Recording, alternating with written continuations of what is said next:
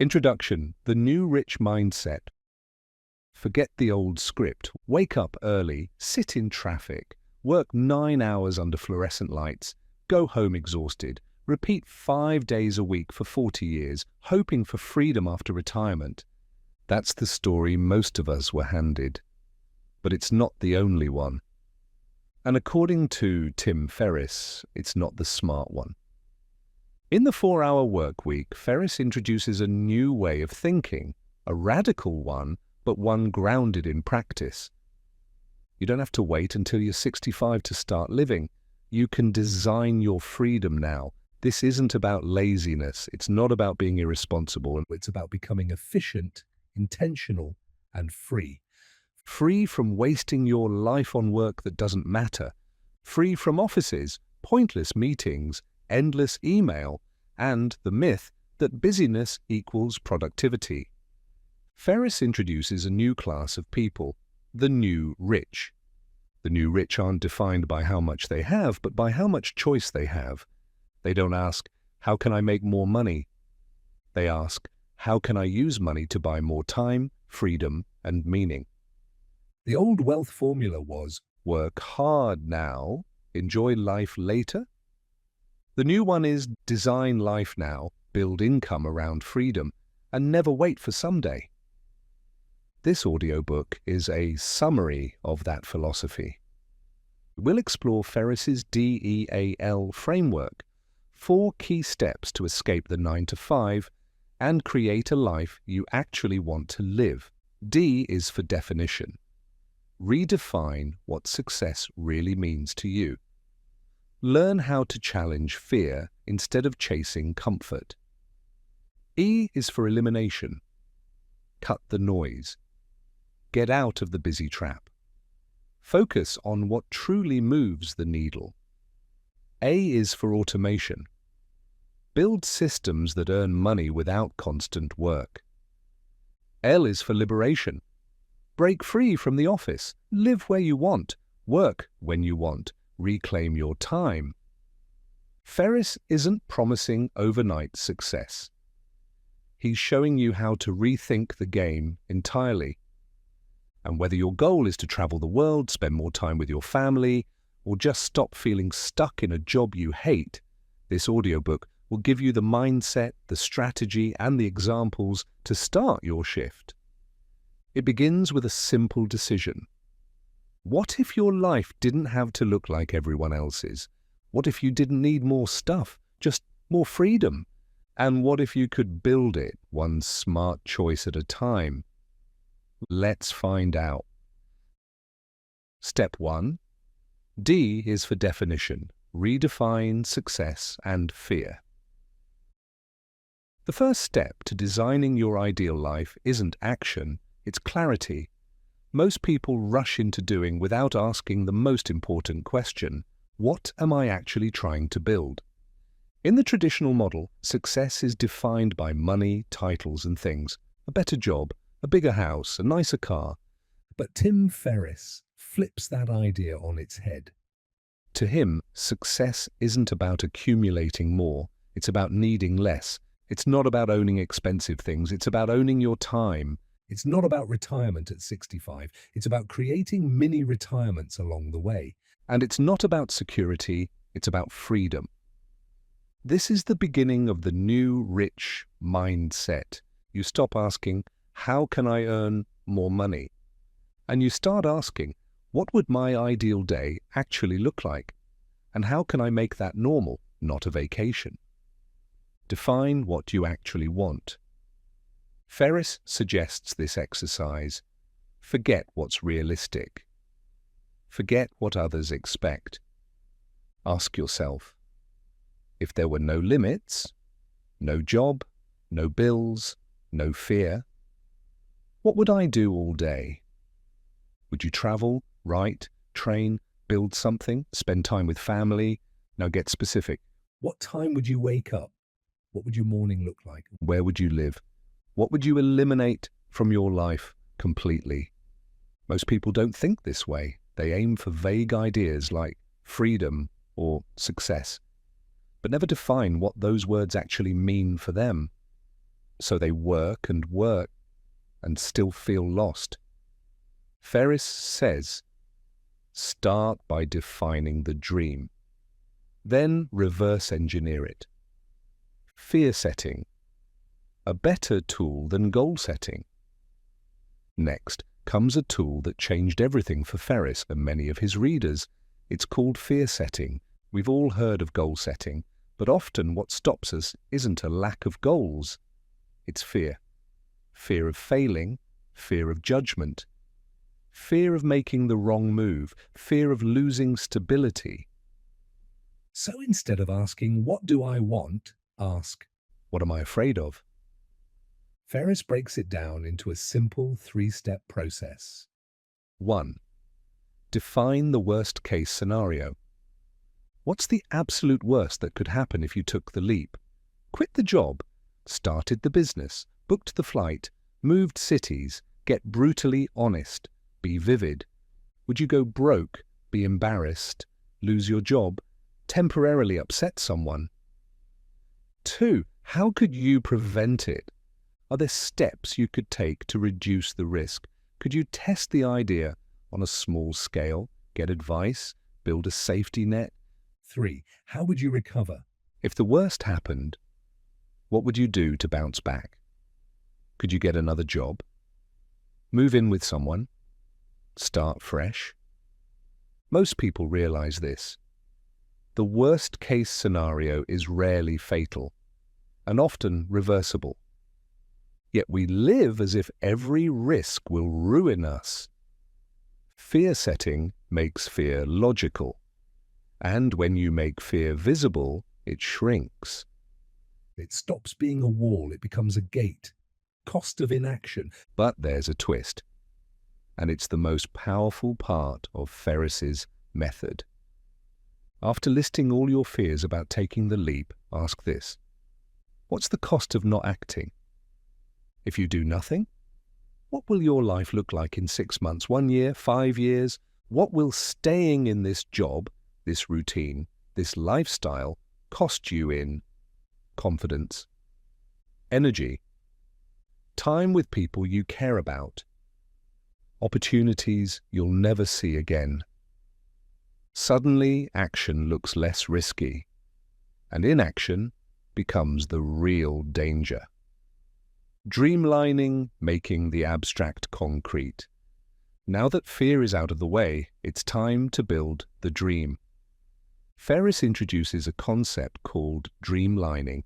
It's a system to define your dreams, calculate their cost, and figure out how to start now, not someday. Here's how it works. 1. Write down 3 things you want to have, 3 things you want to be, and 3 things you want to do in the next 6 to 12 months. Don't overthink it, just write what excites you. 2. Choose 1 or 2 of your biggest ones and break them down. What would it take to make that happen? What skills do you need? What steps can you take this month? What would it actually cost? 3. Break the cost into monthly chunks. You'll be surprised how many dreams are cheaper than you imagined. Many people discover they could travel the world on $1,200 a month, less than their rent at home. Once you've calculated your dreamline budget, you now know exactly what you're working toward. You don't need to be a millionaire, you just need enough to fund your dream. Redefining wealth. This is one of Ferriss's key insights. Being rich is not about having millions. It's about having the freedom to do what excites you with the people you love, in the places you choose, on your terms. And that kind of wealth can be built much faster and more creatively than most people think. Ferriss calls out the lie of deferred life plans. The idea that you must work yourself to exhaustion in your 30s, 40s, and 50s, just so you can maybe relax later. But what if you could live better now? What if you only needed $2,000 a month, not $20 million? What if you could earn in dollars, spend in pesos, and buy your time back? It all begins with one shift. Stop asking, how can I make more? Start asking, what do I really want? And what's stopping me from starting? That's the power of definition. It gives you clarity. It slays vague fears. It aligns your actions with what actually matters to you. And once you've defined your version of freedom, the next step is to make space for it. That begins with elimination, and that's where we'll go next. Step 2. E is for elimination. Do more by doing less.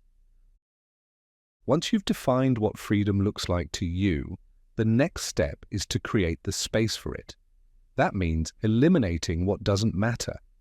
And that starts with a harsh truth. Most of what we do each day is either unnecessary, unimportant, or simply distraction dressed up as productivity. Tim Ferriss says it clearly: being busy is not the same as being productive. In fact, busyness is often a form of laziness. Lazy thinking, lazy prioritizing, lazy boundaries. Most people are busy because they're reacting, not choosing. They answer every email, take every call, attend every meeting, and then wonder why they're exhausted and still behind. This is where the 80-20 rule comes in, also known as the Pareto principle. It says 80% of your results come from 20% of your efforts. Ferriss pushes this idea to the extreme. He challenges you to ask, what 20% of your tasks are creating 80% of your value? And then, just as importantly, what 20% of your clients, habits, emails, meetings, or actions are causing 80% of your stress, frustration, or wasted time?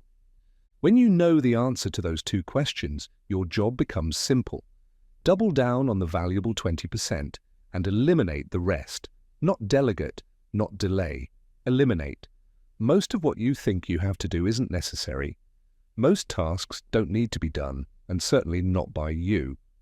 One of Ferriss's most powerful tools is a question you can ask yourself throughout the day. If this is the only thing I accomplish today, will I be satisfied with my progress? If the answer is no, stop and refocus. Another variation. What if I could only work 2 hours a day? What would I spend those hours doing? These questions force clarity. They strip away fluff. And they train you to focus on the few things that actually move the needle. Next, Ferriss attacks the time killers that dominate modern work, meetings and email. His take? Cancel all meetings that don't have a clear agenda and a defined outcome. If a meeting can be handled in a few back and forth messages, don't book it. If you must have a meeting, keep it short, structured, and purposeful. For email, Ferriss recommends checking it only once or twice per day, not every 5 minutes. Set clear expectations with others. Use autoresponders. Protect your time like it's your most valuable asset, because it is. And it's not just meetings and email, it's mental clutter, saying yes to things you don't care about, doing tasks out of guilt or habit, trying to please everyone. Ferriss says, being effective is about doing the right things. Being efficient is about doing things right. But doing the wrong things efficiently is still a waste. Another strategy Ferriss introduces is selective ignorance. Stop trying to stay informed on everything. Unsubscribe from newsletters, alerts, endless content feeds. The world will not collapse if you stop checking the news 3 times a day. Focus on what's relevant to your goals, your business, your life. Ignore the rest. This step is also about boundaries, both with others and with yourself. If you let other people's urgency control your schedule, you'll always be reacting to their goals, not building your own. Ferriss recommends training others how to treat your time. Be unavailable, say no often, batch similar tasks, use templates. Don't let a single request from someone else cost you an entire day of momentum. This takes courage. People will resist your new boundaries, especially if they've been benefiting from your lack of them. But as Ferriss says, every request for your time is an invitation to abandon your priorities, and every yes to something meaningless is a no to something essential. Ultimately, elimination is about subtraction. It's asking, what can I remove from my life, schedule, and mind to make room for the freedom I want? You don't get more done by doing more. You get more done by doing less and better. Ferriss's advice isn't theoretical. It's what he used to escape his 80-hour-a-week grind and rebuild his business around only the most valuable tasks. He didn't automate or outsource everything all at once. He eliminated first. That cleared the path for automation and freedom later. Start with one question. What would happen if I stopped doing this entirely? You'll find that in most cases, the answer is not much. Most things are noise. The few that remain, those are your levers. That's where your focus belongs. So before you hustle harder, before you stay late again, before you answer that 9 p.m. email, stop and ask, is this the 20% that matters or the 80% that doesn't? Elimination isn't glamorous. It doesn't look busy. But it creates the space where your freedom begins. Next, we move into that space and fill it with systems that work without you. That's where automation comes in. Step 3. A is for automation, income without work. Once you've defined what you want and eliminated everything that doesn't matter, the next question is, how do I make money without being chained to it? That's where automation comes in. This step is about building systems that generate income with minimal ongoing input. The goal isn't to stop working completely, it's to stop trading time for money. Tim Ferriss introduces a new way of thinking about income. Instead of asking, how can I make more, ask, how can I earn predictably without needing to be present? The answer, in many cases, is to create a self-sustaining business, or to automate and outsource the key parts of an existing one. Ferriss calls this creating a muse, a small, automated business that funds your freedom. It doesn't have to be massive. You don't need millions. You just need enough predictable income to cover your lifestyle goals. And ideally, it runs with very little of your daily involvement. So how do you build one? First, find a simple product or service that solves a specific problem. It doesn't have to be original. In fact, Ferriss recommends not reinventing the wheel. Look for proven markets with clear demand. Start with something you already know, use, or care about. Then test demand with small, low-cost experiments before building anything at scale. Ferriss recommends using platforms like Google Ads or simple landing pages to test if people are willing to buy before you invest heavily. Once you've validated demand, the next step is to remove yourself from fulfillment. This is where automation really begins. Can your product be drop-shipped? Can customer service be handled by a virtual assistant? Can payments, order tracking, and delivery all happen without you? For digital products, this is even easier. Ebooks, online courses, print-on-demand merchandise, all of these can be sold automatically through systems that run 24/7. The tools are already out there. You just need to connect them. Ferriss also introduces the concept of the virtual assistant, a trained remote worker who can take over many of your routine tasks. You don't need to be the one managing emails, booking appointments, editing documents, or handling customer inquiries. For a small investment, you can delegate these tasks and free up hours each week. The key is to document your process once, then let someone else follow it. Automation is about building processes, not just making one-time fixes. If you do something more than twice, create a system for it. Use templates, scheduling tools, autoresponders, workflows. Every process that runs without you is another piece of freedom reclaimed. What about job income? Ferriss doesn't claim everyone needs to quit their job immediately. Instead, he offers strategies to remote control your role.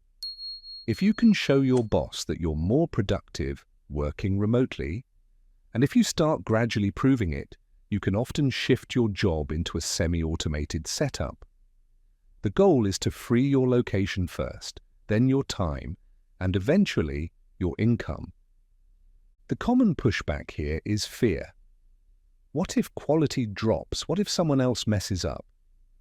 Ferriss counters that by reminding us, you are often the bottleneck. Just because you can do something better doesn't mean you should. Perfectionism is the enemy of scale. If someone else can do the task 80% as well, and you gain your time back, that's a win. The point isn't to disappear completely. It's to stop micromanaging, to trust your systems, to lead instead of manage, and to remember, the fewer decisions you make in a day, the more energy you have for what actually matters. Here's a rule to live by: automate before you delegate. If a task can be handled by software or a script, use that first. Then whatever's left, delegate. Use your energy to build and refine the system, not to run it. Ferriss's own business is a model of this. He built a nutritional supplement company that ran almost entirely without him. Customer support was outsourced. Manufacturing and shipping were handled by partners. His entire workload dropped to a few hours per week, not by magic, but by design. The big takeaway: you don't need to work harder to earn more. You need to design smarter systems. Let tools do the work. Let people handle what doesn't require your brain. Let your business serve your life, not the other way around. So, take inventory. What are you still doing manually? What could be turned into a repeatable process? What could someone else handle 80% as well? What parts of your income could be built once and run many times? Your time is your scarcest resource. Don't spend it solving the same problems over and over. Build systems that solve them once, then free yourself to live. That's automation. And once it's in place, you're ready for the final step: liberation. Designing where, when, and how you live on your terms. Step 4. L is for liberation. Live anywhere, work anytime. You've defined what matters, you've eliminated what doesn't, you've automated the systems that generate income. Now comes the final piece: liberation. The freedom to live and work where you want, when you want, on your own terms. For most people, work is tied to a location, a cubicle, an office, a city. But Tim Ferriss argues, if your work can be done on a computer, it can be done from anywhere. And once you break free from a physical office, you unlock an entirely new way of life.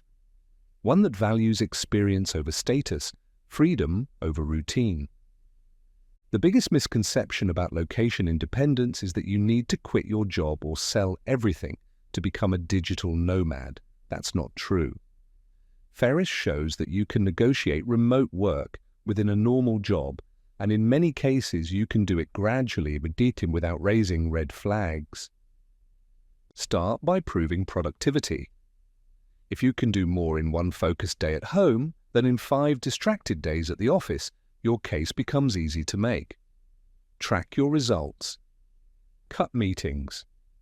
Eliminate distractions. Show that your time is better used when you control your environment.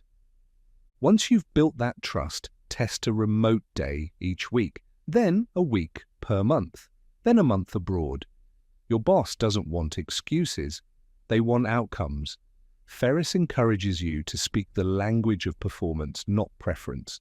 Don't say, I want more freedom. Say, I can reduce my workload by 30% and improve delivery time if I'm allowed to work remotely. But this isn't just about jobs, it's about lifestyle design. If you run your own business, liberation means choosing your environment intentionally, not just living where you ended up, but living where you thrive. That might be a beachfront in Thailand, a quiet cabin in the woods, a vibrant European city, or your own hometown.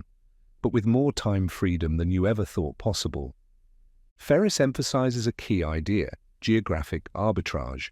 That means earning in strong currencies like USD or EUR while living in countries where your cost of living is dramatically lower. This lets you live well for much less. A $3,000 per month income might feel tight in New York, but luxurious in Bali, Buenos Aires, or Lisbon. This isn't about running away from responsibility. It's about designing a life based on what excites you, not what drains you. Liberation gives you options. You can live by the ocean, work in bursts, take a walk at noon, visit 5 countries in a year, or just have the space to raise your kids with less stress.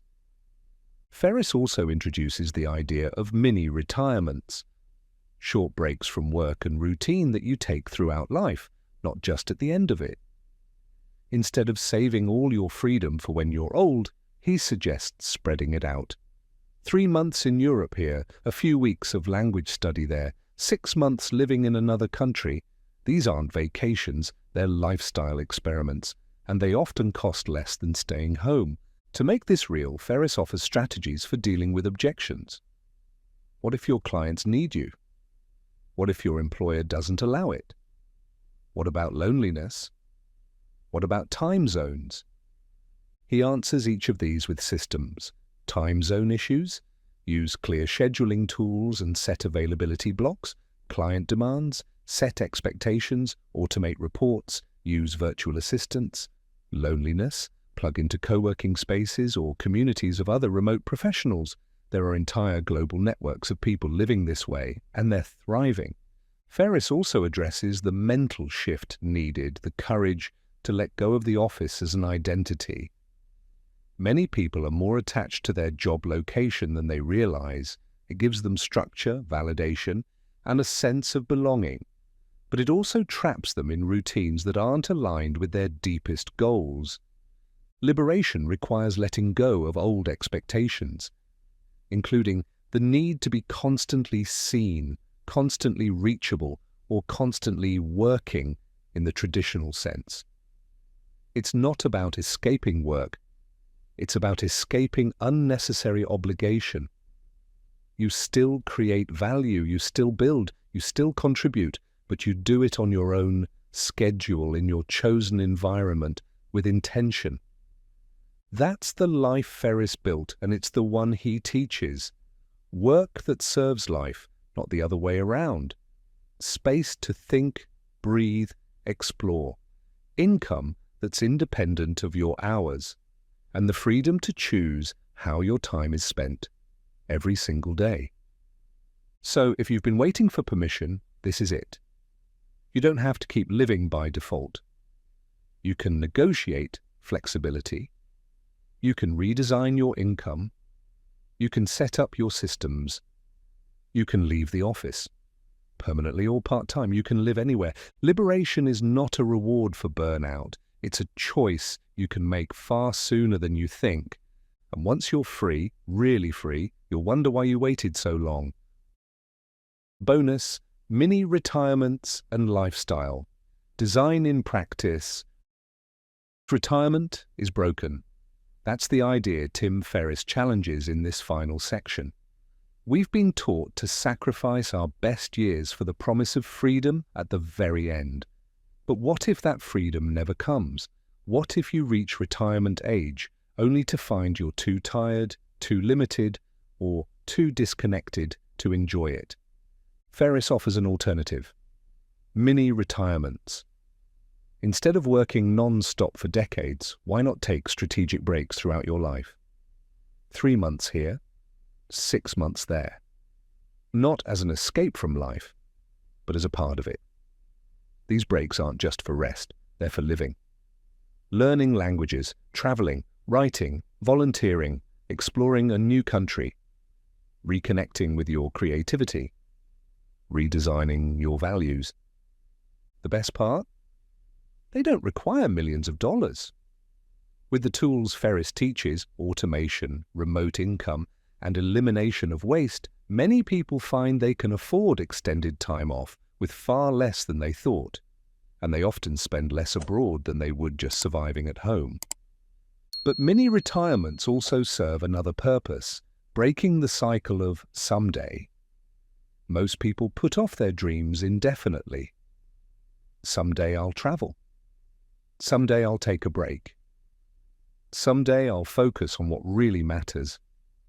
Mini-retirements force you to make someday a scheduled, planned part of your life. Ferriss also reminds us, time off doesn't mean time wasted. Many of his most creative breakthroughs happen during these breaks. When the mind rests, it begins to see things differently. When you step out of your default environment, new ideas emerge. These aren't pauses from progress, they fuel progress. He gives examples of people who have used mini-retirements to change their lives. A lawyer who left for Argentina and started a tango teaching business, a family who spent 6 months in Thailand on the same budget they used back home, a couple who launched a successful online store while traveling across South America. These stories aren't exceptions, they're reminders. If you structure your life with intention, the rewards compound fast. Now let's get practical. How do you actually make a mini-retirement happen? First, remove the idea that it has to be earned. You don't need to wait for permission, you need to design it like a project. Choose a destination, pick dates, budget realistically, and figure out what income streams, active or automated, and will support it. Second, apply elimination and automation before you go. This reduces the number of things that follow you abroad. You don't want to be sitting in a beach cafe answering 100 emails a day. If your systems run smoothly before you leave, your time away becomes true freedom, not remote busyness. Third, shift your mindset from consumption to experience. The value of a mini-retirement isn't in staying at the most expensive resorts. It's in slowing down, connecting with yourself, and rebalancing your priorities. Some of the best moments cost nothing. Cooking in a rented apartment, walking through unfamiliar streets, having time to think. Ferriss also suggests building learning goals into your mini-retirement. Don't just unplug, invest in personal growth. Take a dance class, learn a new language, write a book. These projects give your time structure and create a sense of momentum. You return from your trip with more than just memories. You return elevated. One of the core beliefs behind all of Ferriss's work is this: your life is your responsibility. If you want it to look different, you have to design it differently. That might mean quitting your job, but it might not. It might mean starting a business, or just trimming the unnecessary and being more intentional with what stays. Mini-retirements are a test. They show you what's possible, they reveal what you really want, and they often prove this truth: you don't need as much as you think to feel alive. If you're listening to this and thinking, that sounds nice but I can't, pause, can't, or haven't planned yet.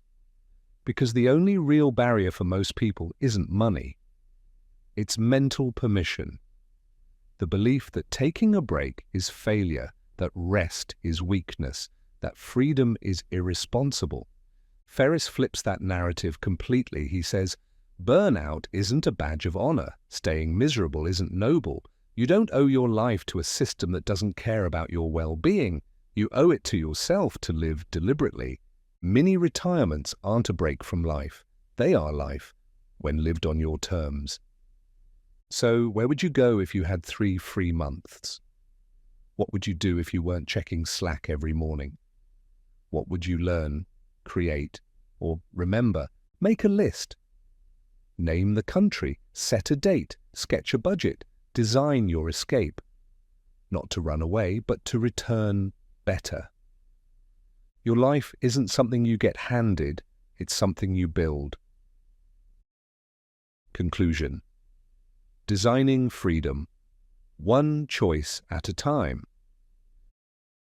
You don't have to wait. That's the message behind the 4-hour workweek. You don't have to wait for retirement. You don't have to wait for more money, more permission, or more time.